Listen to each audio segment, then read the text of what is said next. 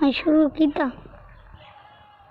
السلام علیکم ناظرین اکرام، اس وقت ہم حضرت گل محمد شاہ صدیقی قریشی کے مزار پر کھڑے ہیں۔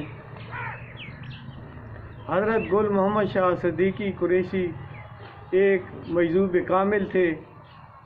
آپ قریش کے معزز خاندان سے تعلق رکھتے تھے۔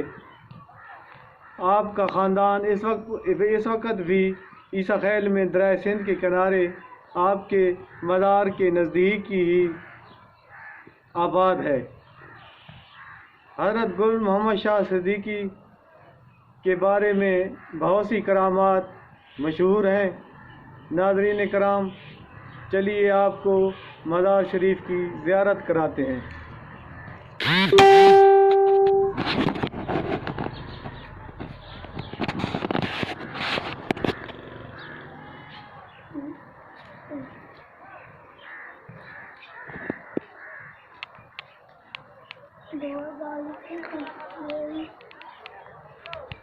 دو ہزار پینتیس کو کتنی ہے؟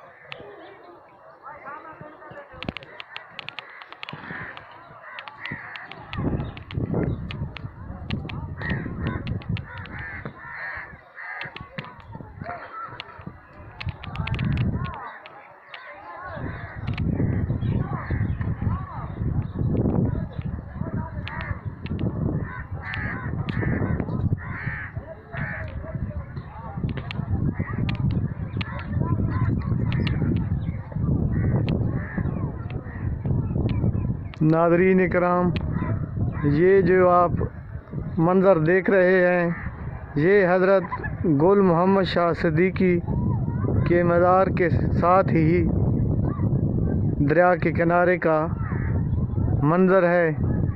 سامنے ہی دریائے سندھ کے کچے کا علاقہ آپ کو نظر آ رہا ہے۔ اب زمانے کے ساتھ ساتھ یہ جو ہے نا دریا نے رخ تبدیل کر لیا ہے۔ پہلے بالکل ہی اس مزار کے ساتھ ہی دریائے سندھ بہتا تھا، لیکن اب یہ دریا بہت ہی یہاں سے دور چلا گیا ہے۔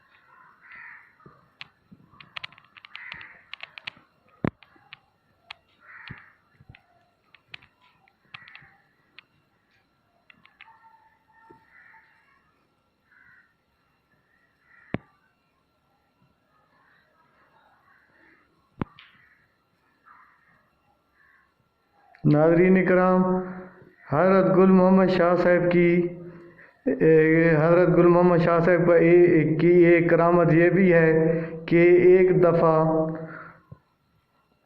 درہ سندھ میں سیلاب آ گیا تو اس مزار کے ساتھ آس پاس کا علاقہ تمام ہی درہ برد ہو گیا، لیکن مزار کے ساتھ ہی پانی آ کر رک گیا اور مزار شریف کو کوئی نقصان نہیں پہنچا، حالانکہ آپ کے دائیں بائیں تمام علاقہ پانی کی نظر ہو گیا تھا۔